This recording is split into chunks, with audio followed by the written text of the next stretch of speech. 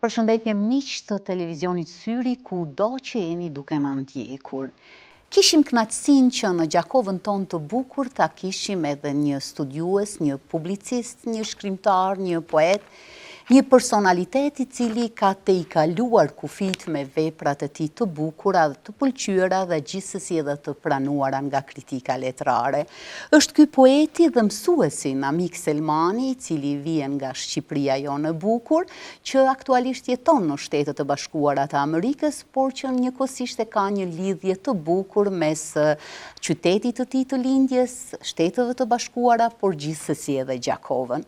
Fundjavën që kemi lënë pas, mysafiri ynë ka promovuar një libër shumë të bukur të titulluar O ky mall për Gjakovën, që në titull ky libër duket se flet shumë, është një antologji vetjake autorit, I cili është përpjekur të sjellë gjëra të bukura dhe mjaft interesante.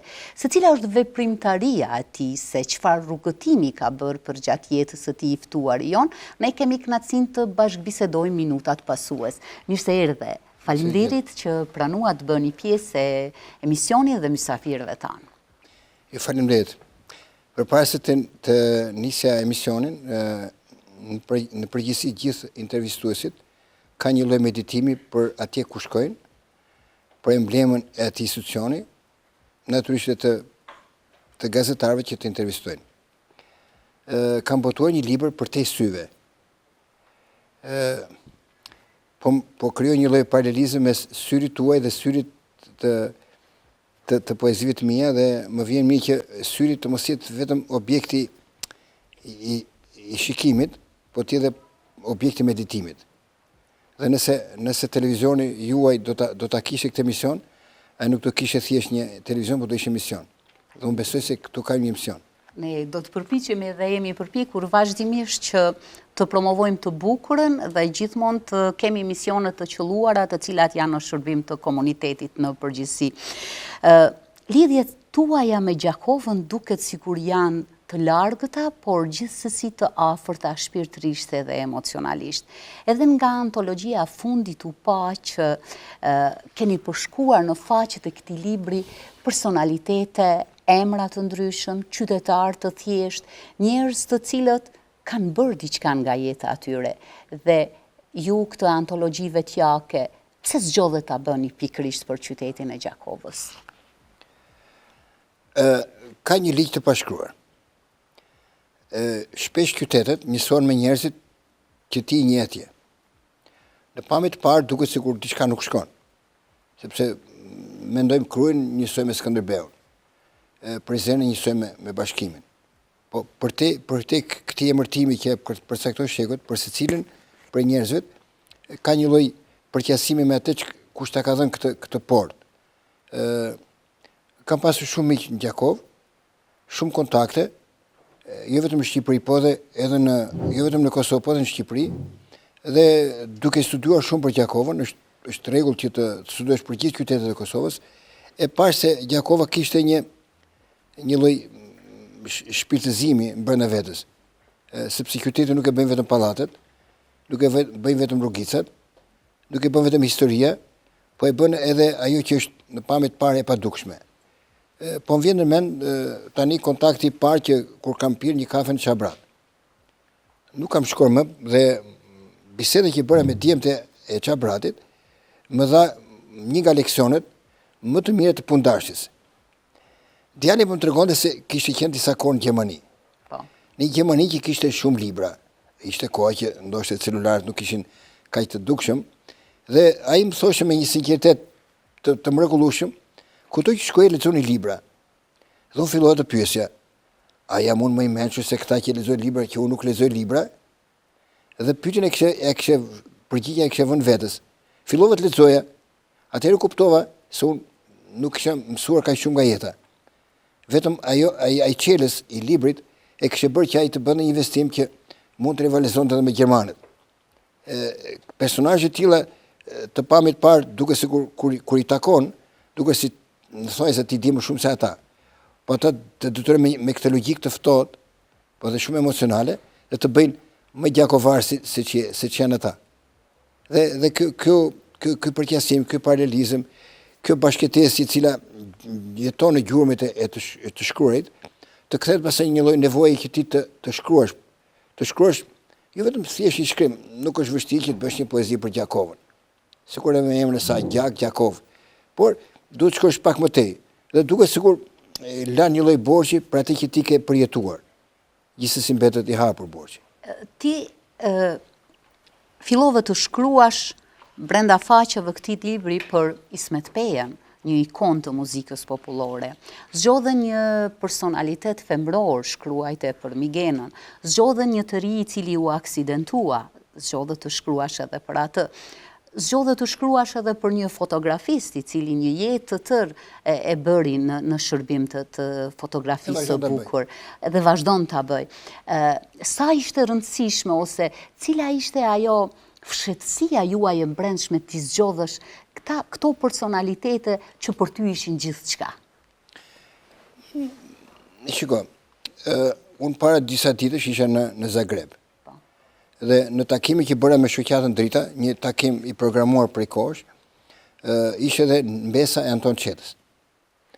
Me shumë dëshirë biseduam për të bërë një takim me të dhe për një intervistë për një shkrim të arshëm. Atje unë e kujtova përsi Gjakovën dhe nuk e ti thoja asaj që unë dua Gjakovën, sa që ka dashur Anton Çeta dhe Zekeria Cana, por një qytet që krijon pajtimtar është një qytet me shumë kulturë. Kam bërë një libër për Gjirokastrën. Gjirokastra dallohet në gjithë kombin shqiptar, sepse është qyteti me numrin më të madh të kadilerëve, të gjykatësve në gjithë Ballkanin, për nga numri i popullsisë. Dhe duke bërë edhe unë atë, si thuash, një lloj analize të Gjakovës, qyteti që ka kaq shumë pajtimtar, që ka kaq shumë mbijetesë kulturore, jo më kot ndodhi që pas luftës Gjakova, falë se po i tregoj historinë, gjën e parë që bëi duhet ngrinte çarshin, sepse Gjakova nuk mund të qëndronte pa çarshin. Në asnjë rast të botës nuk ka, dhe këtë e them me plot gojë, e thot historia, unë thjesht jam shërbëtor i saj, që mund të ngrejnë ura biznesmenët e naftës, mund të ngrejnë ura biznesmenët e ndërtimit, mund të ngrejnë shumë njerëz, kjo botë ka shumë para, edhe filantropë të mëdhenj, por të ngrejnë një urë qëndistar, me atë që punon me gjilpër, sa mund të fitojë njëri me gjilpër?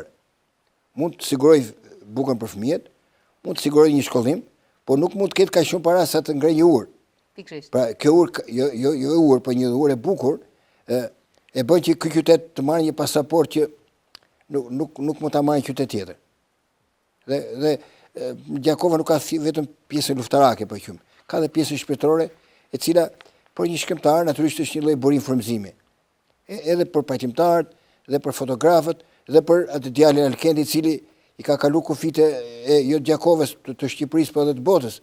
Pra, ky qytet që pas ka shumë stacione shpirtërore, të bën që shkronjën ta ndërtosh në mur. Dhe në qoftë se një kalaje shkronjore në këtë rast, do t'i heqësh një gur, ajo mund të mos rrezohet. Por kur i vë një gur më shumë, ajo bëhet më fort. Mu duken shumë të bukura dhe këto vargjet për nënat e përvuajtura të Gjakovës, kur thua, e zgjoj pengjet si ca krepa të fort peshkatari, e zgjoj jetën që shkoj me një tjetër melodi. Këtu kthehem në një peshk me zdritash të forta malli, me një lot të fshehur që dhimbjen ma zgjon përsëri. Kam dëgjuar një njeri të mençur në Kosovë. Luftën, ai më tha, dhe nuk besoj të ketë gabuar. Luftën në Kosovë, deri nuk e sollën burrat, nuk e sollën djemt, të cilët janë arrestuar ka shumë ushtarë të ÇK-s. Por lirin e sollën nënat. Dhe ai kishte argumentin e tij. Ishin këto nëna që i mëkuan këta djemët të shkonin të vinin nga kurbeti, të luftonin dhe të ishin pjesë e lirisë. Nënët e Gjakovës janë së pari janë nënët e traditës. Nënët e traditës. Vështirë të gjesh një kapërcim, një ndërthurje traditësh kaq të fuqishme sa që gjen këtu. Pjesa tjetër natyrisht ka qenë dhimbje sepse i vetmi qytet me sa diun historikisht që u godit kaq rrepsisht ishte Gjakova. Ishte i vetmi dhe jo më kot, nuk dua të përmend emra qytete të tjerë. nuk është enetik, por historia thot ju godit Gjakova. Dhe zakonisht goditet ai qytet që përpushtuesi mund të ishte ai që do ta përcjellte këtë traditë. Dhe kë po që edhe fjalët të obligohet të kthehet në një lloj borxhi që ti mendon se e ke shlyer, por që gjithsesi nuk mund ta mbarosh borxhin dhe me një libër. Një libër nuk është gjithçka. Në moment që libri mbyllet dhe pastaj duhet të hapet një libër tjetër. Ti, përgjatë rrugtimit tuaj krijues, keni arritur të nxjerrni një mori veprash, në prozë, poezi, antologji, monografi. Domethënë keni shëtitur në zhanre të ndryshme dhe keni kaluar një numër kogja të madh të krijimtarisë suaj. Nëse dikush mund të flet për një ose dy libra, ju po ja afroheni 70 tituj të librave dhe secili prej tyre ka veçantinë. Dua të marr nga ju, si testohet një libër? Cila është mënyra më e mirë për ta testuar një libër? Përpara pak kohësh më vjen një njeri më takon. Ju jeni persona mikë po.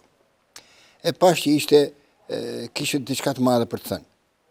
Në të vërtetë nuk ishte fjalë e tij, ishte fjalë e disa brezëve që godiste më fort dhe unë pas pak kohësh, pas pak ditësh do bësha pjesë e këtij lajmi që në gjuhën e tuaj gazetareske është një nga sensacionet më të mëdha të gjithë Amerikës që mund të ndodhi 300 vite në Amerikë.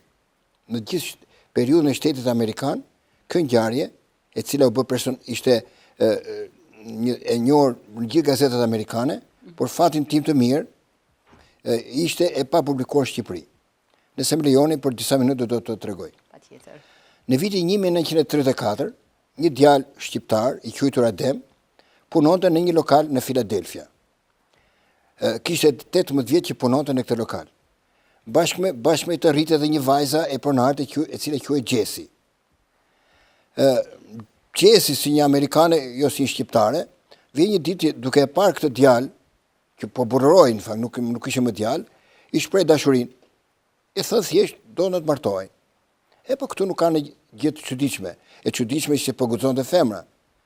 Dhe që dita parë, Jessie, më fal, excuse me, unë jam shqiptar dhe ne kemi një rregull që ne nuk mund të marrim vajzën pronare sepse shkelim mbi bukën. Vajza amerikane nuk e kuptonte këtë kod refuzimi të djalit shqiptar. Dhe filloi u revoltohesh, po qante. Shkova i thot babait, baba, Ademi nuk më pranon. Ai shqiptar, si ka mundësi? Çfarë ka mund më pak që të pranoj? Babai i saj me një lloj maturie i thret djalit, thot zotri, e dini që vajza ime do marrë një burr? Po, le të marr, unë gëzoj të trashëgoj sepse ai është bërë për familjarisht. Po pse mos jeni ju? Zotri, ne jemi shqiptar. Dhe ne nuk mund të marrim vajzën e pronarit sepse klientët e mi janë shqiptar. Ata nuk do vinë më në lokal, sepse unë shkel bukën. Ende amerikani nuk e kuptonte se çdo thot bukë pa shkelur. Përfundimisht ai nuk pranoi dhe amerikani e përcjell shqiptarin, ja bën drekën bashkë me gjithë klientët, pa i thënë klientët sepse po ikte. Vjen në Shqipëri në vitin 1968, ai vdes, mori një vajzë fshati, e cila ishte një koqire, po nuk ishte pronare, ishte një vajzë thjesht. I thot gruas, merre këtë pasaportë amerikane dhe ruaj diku në një sepet, si kasafort nuk ishte në të kopën, në një vend të fshetë. E mori dhe nuk e dinte ç'do ndodhte. Pas 30 vitesh, ambasada amerikane në Tiranë njofton cilët persone kanë lidhje me Amerikën të paraqiten në ambasadë. Gruaja e tij, jo Jessie, e moshuar me 6 fëmijë, me djalin më të madh i cili do të kërkonte mua librin, vjen në ambasadë. Unë jam Minea. Ky është burri im. Burri që kthyen një pasaportë e 70 vite më parë i vdekur gjithsesi. Ky është djali im. Erdha shumë mirë, ambasada amerikane e mori pasaportën, e testoi, e kuptoi që s'kishte asgjë, dhe brenda një dite kanë shkuar 65 vjet në Amerikë me një pasaportë të njeriu të vdekur. Dhe tani ata janë bërë 170 vjet. Tani këtë sensacion para se ta bënin shqiptarët e kishin bërë amerikanët. E thon këtu kjo lidhje e kombesh, kjo demokraci e bënte domosdoshëm një monografi tillë e cila nuk ishte thjesht monografi, ishte një lloj mirënjohje e një shteti për tjetrën dhe do e mos më vonë u botua edhe në anglisht dhe më vonë u promovuar në Philadelphia. Ky shkrim është një libër që duhet bëhet. Nikoj që në një moment tjetër, nëse më lejon, vjen një djali thënë që ishte djali i burrëruar. Unë dua një libër për babain tim. Mirë, do mundohemi. Po babai s'ka bërë asgjë. Babai nuk ishte asnjë klasë shkollë. Babai nuk ka shkuar në Gjakov fare, ishte një fshat të thellë. Atë njëte vetëm fshati. Ai kishte një gërshër krasitëse dhe vetëm rregullonte të gjithë vreshtet e fshatarëve të tjerë falas. Kishte bërë shumë kalamaj, po s'ka bërë asgjë. Unë jam gati të shpërblet 2 fishe vetëm të bëjnë libër, sepse fëmijët e mi të mosojnë që babai ka qenë shkolluar, po babai ka qenë punëtor. Dhe ky njeri kërkonte të mbillte punën tek fëmijët. Pra, të parë në këtë monografi ato marrin një lloj motivohesh për të bërë gjëra të tilla dhe shpreson që jo vetëm për një familje, po edhe për mbar kombin, pse edhe për 2 shtete mundohesh të kontribuosh. E dyta, unë kam bërë disa libra për kulturën e gjuhës. Mua gjithë jeta ime 47 vite kam qenë mësues letësie në shkollat e mesme në Berat dhe ndjej që nuk mund ta kryej detyrën time pa libra për kulturën e gjuhës. Është për një libër arkivi fjalës, filizet e fjalës gjimnaziste në ndihmë të shkollave të mesme. Kohët e fundit kam botuar librin Rulet e diasporës, të cilën e kam shpërndar në shumë shtete, në Gjermani, në Zvicër, në Greqi. Mundohem që fjalën të mos jetë vetëm poezi, po të shtojsh dobin. Nëse fjalës i shton dobin, mendoj që e ke bërë pak më mirë se sa duhet punën. Jo thjesht për shumë libër për Gjakov, mua më duket një lloj kontributi për shkollat e mesme, nuk është keq që një nxënës në aktivitetet që bëhen për festat. Ne akoma vazhdojmë me poezitë e rinësit, unë i respektoj rinësit, ata janë, por nuk mund të jetohet gjithmonë me poezitë e tyre. Nikoj që ne duhet të krijojmë një zinxhir letrar, që edhe autorët e sotëm të jenë të vazhdimë rilindjes. Nuk jetohet gjithmonë me 110 vite më parë. Profesor, jemi në një situatë kur njerëzit guxojnë të shkruajnë edhe të shotisin në për gjini letrare pa i ditë mirë specifikat e tyre.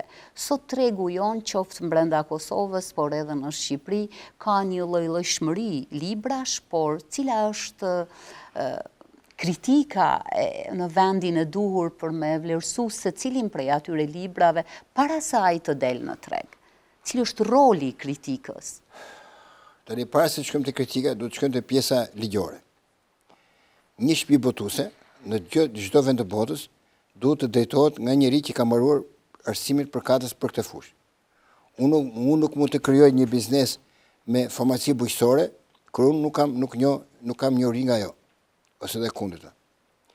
Në momentin që shtëpia botuese, qoftë me një specialist letërsie, fillon punën, ai duhet të ketë në organikën e vet, për shembull, ky televizion duhet të ketë një gazetar që të ketë njohuri, të ketë diplomë për këtë fushë, ose të parafrohet. Duhet të ketë një korrektor. Në të 2 vendet tona, nuk po flas për Maqedoninë, se është gjuhë e dytë në Shqipëri, në Maqedoninë e Veriut është gjuhë e dytë, nuk është e para. Në Kosovë, në Shqipëri kemi në 3 thotë. Në Republikën e Shqipërisë gjuha zyrtare është gjuha shqipe. Kjo është e thjeshtë. Po një shtëpia botuese që kalon gjithë këto botime, nuk ka një korrektor, minimalisht një korrektor, që të shikojë gabimet e shkëmor. Dhe shteti vet duhet të shkojë pas se të thotë që zotrikuj ke korrektorin profesionist, që mund të jetë edhe jashtëm, nuk ka rëndësi se Amerika punon me punonjës të jashtëm, por ai duhet të mbajë përgjegjësi ligjore për atë çka bën. Dhe në qoftë se korrektori që mund të jetë profesionist, nuk e kryen detyrën, do të jobitet drejtori i shtëpisë botuese dhe vetë korrektori. Po nga ajo që ti sheh në teren, sa të gjithë librat të cilët ekspozohen në për librari, në për biblioteka të ndryshme, bën promovime në kënd qyteteve tona, sa janë secili në vlerën e duhur? Unë mendoj se çdo libër i shkruar ka vlerën e vet. Në ç'kuptim, unë jam avokati i çdo lloji libri, personalisht. Në qoftë se njëri merr përsipër të bëj biografinë e familjes tij, ai mund ta bëj shumë lirshëm edhe ta botoj. Në qoftë se një fëmijë 13 vjeçar ka të dhëna, nuk them talent, po ka prirje për të bërë poezi, pse mos e bëj edhe një libër 10 vjeçar? Unë e kuptoj që libri 10 vjeçar nuk është një lloj me librin tuaj. Dhe këtu nuk është fjala për të peshuar libra, por ai ka lirinë të tij të folë, të shkruajë në një shtet demokratik që të bëjë një libër, të cilën një shkrimtar tjetër, një njerëz tjetër nuk e bën për 60 vite. Rregull këtu? Dhe këtu jemi në rregull, po mandej sa do duhet filtroheshin ato brenda atij libri. Atë përcakton lexuesi zonjë tash. Atë tani këtu kemi një problem tjetër, nuk e di. Një shkrimtar nga Korça ka bërë një libër. Shkrimtari nga Korça nuk ka mundësi sot që ta marrë librin nga Korça, ta kaloj të vinë Qafmorin, të vinë Prizren, të vinë Gjakova dhe ta çojë në librarinë e Gjakovës. Vetë Gjakova që se librari i Gjakovës sipas rregullave shtetërore duhet marrë dhe faturën. Ai ka bërë 100 kopi libër dhe nuk ka mundësi që me këto faturë të shkojë në Prizren, të shkojë në Mitrovic, të shkojë në Gjakov, të shkojë në Sarand, të shkojë në Vlorë. Pra, vlerat që krijon një qytet i caktuar janë kryesisht provinciale. Pra lehtësia u bë provinciale. Mua vjen mirë që unë po vin Gjakov dhe po promovoj librin tim. Po jo të gjithë njerëzit e kanë këtë fat që të vinë, sepse dhe komuna sa libra ka nuk mund t'i japi gjithët një zë. Më kuptoni? Kuptohet. Pra, ne ende jemi në një lloj provincializmi. Shumë libra janë vlerë që nuk njihen, dhe kundërta shumë libra që nuk kanë shumë vlerë, nga je marrin më shumë promocion. Dhe këtë bën na herë televizionet, radio nuk e bën ashtu si duhet. Thjesht ka dhe arsye tjera që promovon. Kjo do ishte përgjigje. Na fol pak edhe me atë lidhjen që ke pas me profesionin e mësimdhënies, nëse i kthehemi historisë së letërsisë, shohim se kemi pas shkrimtarë të cilët fillimisht kanë punuar edhe si mësues. Domethënë, është një lloj formule e cila ndoshta e profesionit të mësimdhënies lidhet pastaj edhe me profesionin e shkrimeve gjithsesi, duke filluar nga Migjeni ose edhe më herët. Historia shqiptare, por dhe botërore, ka një përvojë goditse, maramense. Migjeni ka shkruar një dhe vetëm një libër. Dhe krijimit e tij më shumë ja ka ndihmuar të tjerët, se sa vetë ai shkoi vrapoi siç vrapojmë ne për shtëpi botuese dhe vrapojmë të rreshtojmë libra. Madhështia e Migjenit që ka krijuar Migjeniadën, nëse do të ishte nevojshëm që t'u sjell një se tillë, ka krijuar Migjeniadën. Migjeniada ishte Migjeniadë. Pa hyrë në analizën e Migjenit, në rastin e mësuesit është i vetmi profesion, degë mësuesisë, e cila kërkon jo thjesht pasione, sepse pasion jo më pak një mësues matematikë me pasion dallon nga një mësues letërsie. Mënyrë se si e jep gjeografinë, mbaj mend në shkollën e mesme pedagogjike në Elbasan, kishim një mësues gjeografie dhe tani mbaj mend kanë kaluar rreth 60 vite. Ai bënte një lloj arti, ne që s'kishim para fshatin ton, nuk kishim kaluar 1 kilometër nga Gjakova, ai na sillte gjithë botën. Dhe më duket si tash me dritare të mbyllura, me mundësi teknike që t'i kohë, dhe unë nuk vazhdoj për gjeografi, po ai më bëri gjeograf, ai më bëri udhëtar i botës. Sa e bukur. Dhe tani mbaj mend ai mbyllte derën me një gati magjike, me një rit të këndshëm, dhe ne fillonim udhëtonim. E bën ai të bukur gjeografinë. E bën ai të bukur letërsi, për shembull, nuk mund të jesh mësues letërsi po recitove. Dhe unë e filloj shpesh herë me një poezi të bukur. Në një sens nuk e përqypte dhe unë nuk shqetësohesha, sepse në një mas prej 40 vjetësh nuk mund të jesh gjithë të pasionuar. Ai ishte i përkisë një fushë tjetër dhe ndoshta nuk më dëgjonte, po 39 dëgjonin. Për fatin keq që nuk e di çfarë bën televizioni juaj, ne nuk japim zë letërsisë, nuk kemi konkurse të fjalë statistike. Ne për fatin keq dhe aktorët, po t'i vësh re, nuk e di në Kosovë, lexojnë. Aktori është profesion që duhet të mësoj përmendesh. Kur fillon të lexojë aktori, ka mbaruar fjalë artistike. Të gjithë aktorët në Shqipëri lexojnë. Ai është aktor. Ka bërë shkollë ose ka provuar testin e kujtesës që të mos lexojë. Dhe dyta mundohesha duke bërë libra për vete, duke qenë më afër tyre, mendoje se bëje më mirë detyrë dhe mendoje se ata mund të shikonin vepër mësimin jo vetëm 45 minutë. Dhe puna ime si redaktor, kam redaktuar mbi 150 libra.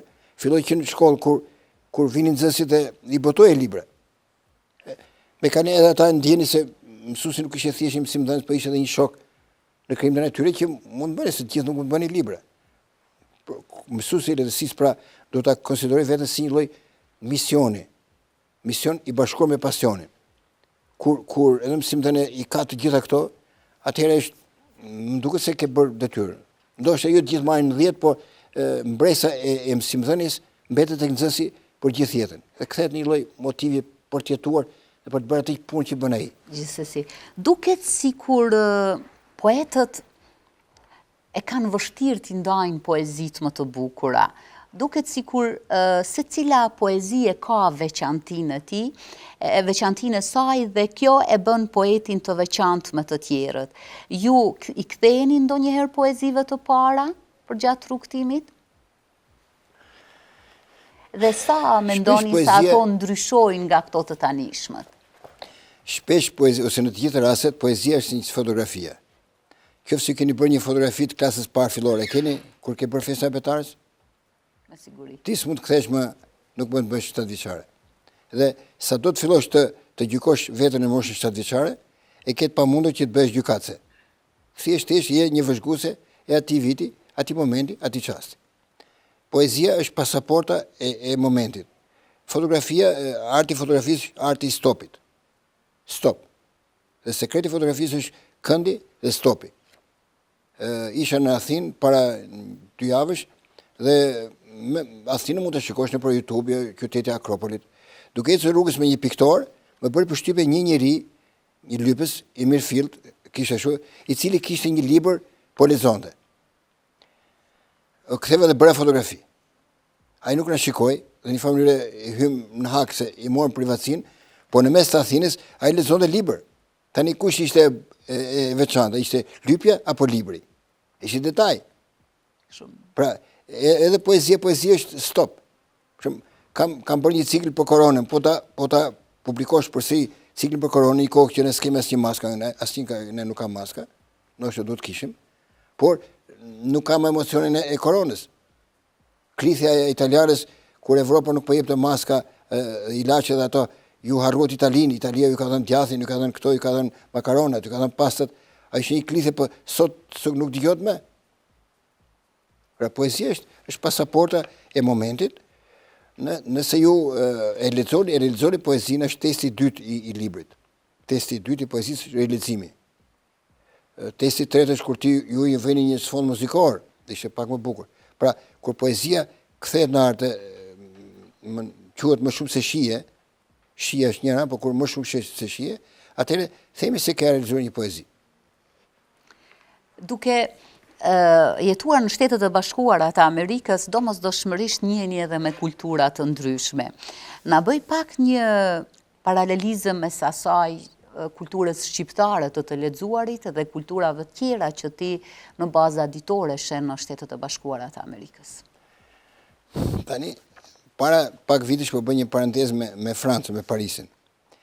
Ciceroni në 2015 kam qenë vizitor në Paris.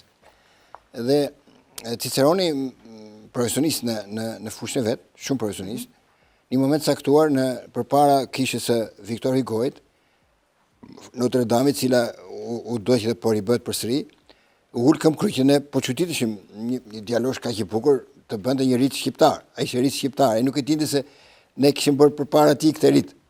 Më shikoni këtu dhe filloi me një lloj entuziazmi dhe ul këm kryq.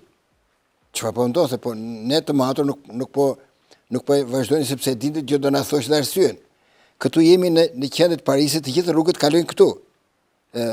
Parizianët, Bashkia e Parisit kishte vendosur një rreth që thoshte se aty ishte qendër Parisit. Do thoya që ata krenoheshin se ishin vendi më qetë në metro. Një familje leximi ka rënë. Nuk është edhe në metrot amerikane sot gjen libra, gjen shumë njerëz me libra, po celulari ka mundur. Këtë duket edhe tek kopi që bëjmë, zakonisht shkrimtarët nuk bëjnë shumë kopi, sepse e parë është vështirësia e lëvizjes dhe e dyta është vështirësia e leximit. Celulari ka mundur. Gjithsesi, tradita e leximit në kombe që ja din vlerën librit, vazhdon të jetë kësaj dite. Unë mendoj, duke futur radhë optimistët, se shoqëria do ta kaloj këtë tengopje. Tu kemi të bëjmë me tengopjen. Në vitet e parë të demokracisë shqiptarët kishin nevojë për pantallona, për rroba. Dhe shpesh herë rrobat gjuajnë me arna, mbuloshin me duar sikur i dhimbte gjuhën, e vërtet aty nuk i dhimbte gjuhën, po mbulonin arnin. Arnin e kishte bërë nëna. Dhe në logjikën e gjërat ishin që këta fëmijë që shkonin kurbet, do sillen pantallone që të mos vinin dorën te gjuri. Pa ata sillen muzikë. Dhe rrugët e qyteteve tona gëlonin nga muzika askush nuk kërkon llogari pse kishte kaq shumë muzikë. Ata ishin teatër për muzikë. Tani në rrugët e qytetit nuk janë muzikë të ngritur.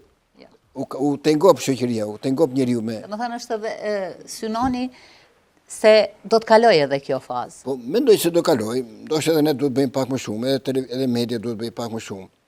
Duhet bëjmë pak më shumë. Ose ndoshta vetë shoqëria ka bërë një kontratë. Ka bërë një kontratë me veten. Kënca kontrata amerikan ka një traditë interesante. Kjo gota mund të jetë për qelqe. I thon fëmijës 3 vjeç. Hajde këtu, kam menir. Thyje këtë gotë. Do të sakrifikosh një gotë që të fitosh mira gota. Pasi e thyen gotën, i thot tash merre provoj ta ngjisësh përsëri. E ke provuar ta ngjisësh një gotë? Ajo nuk gjitet. Po edhe po ta ngjisësh me këto mjeta, nuk do të pish më me këtë, sepse ke frikë se gjakosish. Okej. Atëherë, shiko, po u thye gota, nuk gjitet më. Pastaj kujdes kur ta thyesh. Nuk bërtasin, sepse u thyve, sepse ai ose ajo nuk ka kuptuar që pjata thyer dhe gota thyer nuk bën më për të pirë. Filozofi shumë e bukur. Tepër. Janë shembuj të cilët njeriu në praktik duhet t'i vendos me veten në vete, pastaj duke u plotësuar është çdo hap se cilën lëvizje si duhet ta bëj. Profesor, a jemi ne gati shoqëria në për cilën po jetojmë që t'i kthehemi më mirë drejt shkrimit, elementit gjuhësor, fjalëve të bukura të gjuhës shqipe. Sot, fatmirësisht ka të rinj të punësuar kudo, por kemi vështirë të gjejmë njerëz të cilët flasin dhe shkruajnë bukur. Këtë shqipen e bukur që ju e shkruani çdo ditë, ju dhe shumë të tjerë. Tradita jonë e shkrimit, në muajin nëntor, ne mbushim 111 vjet në 1909 në manastir u bë kongresi i alfabetit. Ishte kongresi i cili paraprinte edhe shpalljes pavarësisë. Na vjen mirë që përpara se të ngrinim flamurin, kemi ngritur flamurin e shkronjës. Gjithsesi, pa folur për traditën e shumë shekuj më parë, kur ne themi se në Durrës kishte universitet, zyrtarisht universitetet tona kanë filluar në shekullin e 20. Kosova ka filluar në 1980, e ka filluar në dhoma shtëpie. Tani ti jemi realist, në dhomë shtëpie nuk mund të bësh universitet. Nuk mund të bësh laborator kimie, as laborator fizike. Ti mund të japësh leksione, por nuk mund të thuash se përgatite kuadër të aftë shkencërisht për të bërë fizikant ose kimist. Në këtë pikë ne jemi pak borxhli vetes përballë Evropës. Edhe gjuha është pjesë e kësaj tërësore e kësaj, nuk themi të krisur, se shpesh ne e bëjmë vrastare, kohë e krisur, po e kësaj kohë që jetojmë. Unë mendoj që shteti me idetë ti duhet përgatisi një brez që të krijojë nuk është problemi i ligjit, të krijojë një lloj modeli për mësimin e shqip. Po të shkojmë në Gjakov ose po shkojmë në Prishtinë, mund të gjesh me 10 dyqane të cilët janë shkruar anglisht. Dhe një fshatar, qoftë një qytetar, nuk di anglisht. Ai duhet të shkojë të thotë ç'është ky dyqan. Pra unë e pranoj le ta shkruaj anglisht. Le ta pranoj shkruaj. Po ta shkruaj në shqip. Pra, dhe një kryetar bashkie nuk shqetësohet dot për të shkuar për pse ke shkruar anglisht. Me kemi rasti ndoshta se s'kemi kohë në vitin 1907 Lazgush Paradisi ishte student në Vjenë. Ai tregonte se në vitin në atë kohë Bashkia e Vjenës në Vjenë ishte shumë ftohtë. Dhe kryetari i Bashkisë Vjenës, nuk e di cile mund ta bënë në Kosovë këtë punë, dha një urdhër, një këshill, një lutje, një porosi për gjithë qytetarët e vet. Ju lutem. Vjena është e bukur sepse në qiellin e vet ka shumë zogj. Në qoftë se qiellit të Vjenës do të mungoni zogj, atëherë Vjenës do të mungonte shumë gjë e bukur. Ju lutem, jo urdhër, ju lutem, i hapni pak dritaret, të futen zojt në shtëpitë tuaja, t'i mbani ngrohtë sa ti të mundër, dhe kur të ngrohtë të dalin përse në qiell. Këtë urë mund ta bënte vetëm një kryetar, nuk e di sa shekuj mund të kalojnë, që të ketë një kryetar, të mos themi Gjakov, që të shqetësohesh për zojt e qiellit që po ngordhin nga të ftohtit. Dhe zojt duke mos e ditur se çfarë urdhri kishte dhënë kryetari i bashkisë në qiellin e cilet ato jetonin, fluturonin, e gjetën gjuhën, u futën nëpër shtëpira, nuk kanë si uleshin supë, se mund mos ulen supë, po mjafton ato gjetën ngrohtë. Pra, kur kemi shtete, qytete që janë kaq, po themi, nuk e quhet dot idealist, nuk mund t'i vesh dot një emër që një kryetar të shqetësohet se në qiell nuk kanë shumë zogj. Nuk ka nevojë për koment. Në asnjë mënyrë. Çfarë fabule ke vendosur në brendi të librit Borxhi Ali Podrimes?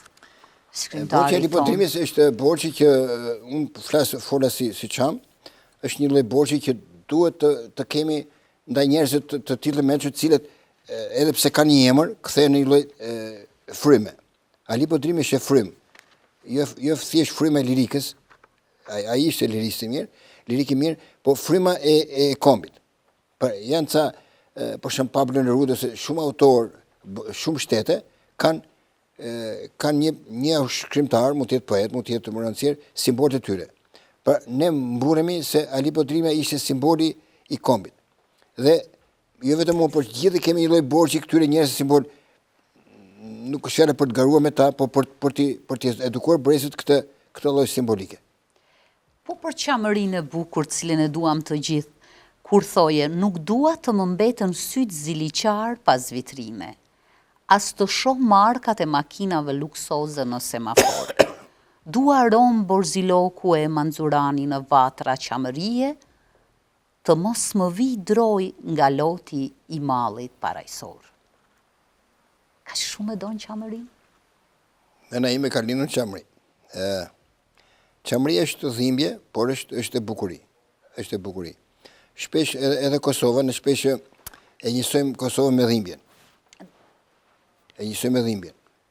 Nëse do të bënim një lloj shifre matematikore, mund të vim 80-90%. Por Kosova është e bukur. Është e bukur se ka dhe sy, ka dhe syri të vë. Është e bukur sepse ka dhe violinist. Është e bukur se ka dhe këngëtar.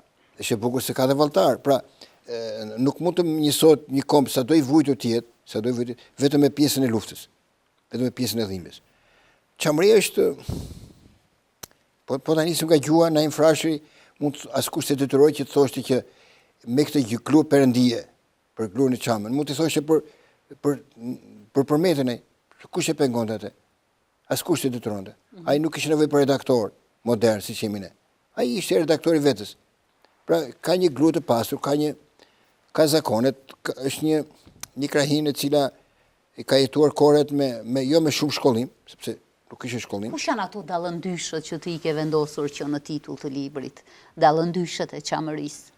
Dallëndyshi është simboli i një lloj shtektimi, po me mendimin e rikthimit. Dhe kur dallëndyshi nuk rikthehet, duket që diçka e mungon, i vjen vera, i vjen dimri dhe nuk shkon më në vendet e ngrohta, mbetet thahet nganjëherë aty në vendin ku jeton. Dallëndyshi është simboli i mallit, është një lloj me që nisëm me Gjakovën, është një lloj malli siç është për Gjakovën. Nuk është vështirë që të vish në Gjakov, por gjithsesi kur je larg, ai është një lloj goditje e ëmbël, ka herë e trishtuar, që ti nuk e ke. E do ta kesh tavolinë, por nuk e ke. Tani kur po jeton në Shtetet e Bashkuara të Amerikës, Noli jetoi gjatë atje deri në vdekje, por vazhdimisht u përpoq të shkruaj për Shqipërinë e bukur. E ti po bën të njëjtën gjë? Çdo krahasim çalon. Thonë gjuhën e publicistikës. Unë shkoj shpesh te biblioteka Nolit, për fat është një kolege ime. Shumë aktivitete i kam me Nolin, por do ishte një kohë tjetër. Do të tregoj vetëm një histori të bukur të Nolit. Kur vdik Noli, shqiptarët e Bostonit kishin grumbulluar shumë lek, shumë dollar, dhe mendonin që t'i bënin varrin në pjesën më të pasur të qytetit. Dhe ai kishte kaq shumë lek sa mund t'ia bënin edhe më të madhe se të atyre biznesmenët të Bostonit. Po një palë tjetër thoshin që Noli ishte popullore, do të qëmë të varezet popullore, që të ke mundësi që këmë dhe të afërmi tanë. Mbas 6 muaj pasi qëndroj në morgun e spitalit, shkuan i dërtuar një sekretarës Nolit. Ne burët po grindosemi. Do na zgjidhësh ti. Duam me kemi të pajtimtar, duhet të na pajtosh. Si mendon? Shkurta i tha Noli ishte njëri popull, dhe kur shkoni në Varese, çdo njeri që shkon në Varese shkon dhe varrin pranë. Kjo se këtu do shikoni biznesmen amerikan, aty do shikoni do shkojnë njerëz e popullit, dhe vendosin ta bënë atje. Noli ishte risitar në letësi, ishte levrues, mbi të gjitha ishte përkthyes.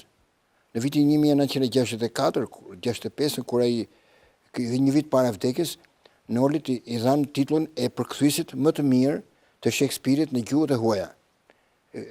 Ky bander gjuhës shqipe, e cila arriti që madhështinë e fabulës e filozofisë të Shakespeare-it ta bënte shqip, por edhe Nolit, cili krijoi një lloj mes anglishtes dhe shqipes. S'ka nevojë për koment. Edhe pse nuk jetoi në Shqipëri, jetoi shumë pak. Ai ishte vërtet një gjuhëtar i mirë. Po përpiqeni të jeni aktiv gjatë gjithë kohës edhe sa që ndroni atje? Unë jam shumë aktiv, jam në antar e shoqatës shqiptar-amerikan. Ne kemi një revistë pena shumë e rregullt. Kemi këto ditë dele një enciklopedi me shkrimtar shqiptar-amerikan. Bëjmë shpesh aktivitete dhe edhe në Zagreb përshëndeten në emër të shoqatës, sepse libri që kisha botuar këto ditë është edhe si një përshëndetje e shoqatës shkrimtarëve. Mundohemi, gjithsesi, Amerikë është e madhe dhe nga herë dhe kushtet nuk janë si të letë vish në Gjakov dhe tikësh. Është pak vështirë, kuptohet. Qamëria Biskiëndrës, o ky mall për Gjakovën, si kur i ke identifiku ato vendet të cilat, ato simbolet të cilat ti je i lidhur më shumë me to në krijimtarinë tuaj? Në gjithë kohrat e kaluara kthehet nostalgji. Por njeriu duhet të ketë dy stacione. Stacioni i parë është nostalgjia për moshën tonë, stacioni i dytë është enesme. Ngaherë nostalgjia le të ekzistojë, por nëse bësh bie në graskën e nostalgjisë, atëherë humbet vizioni së nesmes. Shpresoj që enesmet të japi gjëra më të bukura se të parë. Duke punuar ka gjatë në shkrime, duke qenë kaq i mirë në mënyrën se si ju jeni qasur secilit vëllim me shumë seriozitet që ai ta ketë vlerën e duhur pastaj, cila do të ishte ajo këshilla juaj profesionale për të rinjët, për ata të cilët e duan fjalën e shkruar, por shpesh janë skeptik me vetveten nëse do të nxjerrin diçka e cila do të quhej vlerë dhe do t'i rezistoj kohës. Është rëndësishme libri t'i rezistoj kohës. Një, të duan atë që shkruajnë.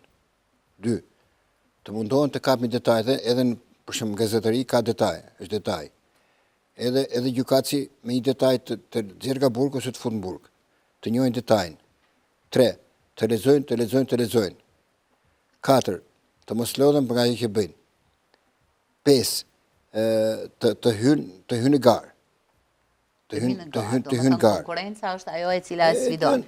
E 6, të mos lodhen dhe të mos e quajnë shkrimi vetëm mjet fitimi, sepse shpesh herë sa fiton, sa humbet.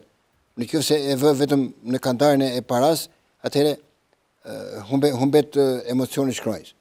Të pranojnë që kanë hyrë në një fushë jo të minuar, po një fushë të bukur, ku gjithsesi ngaherë duhet të lodhesh me një këmbë që kalon moçal, ngaherë duhet të gëzohesh se kalon në një livadh. Një moçal dhe një livadh ka ndryshime, po gjithsesi njeriu kalon dhe moçalin dhe livadhin. Faleminderit. Faleminderit shumë. Pata kënaqësinë që bashkëbiseduam bashkë për këta minuta, me idenë edhe qëllimin që në një moment tjetër të dytë të flasim edhe më shumë për prurjet tuaja të reja. Gjithsesi, faleminderit, shëndet edhe mbarësi.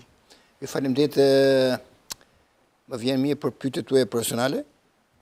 Faleminderit. Dhe për bën një kohë shumë të shkurtër, ju arritët të zhbironit edhe, po them, një pjesë të madhe të krijimtarisë time.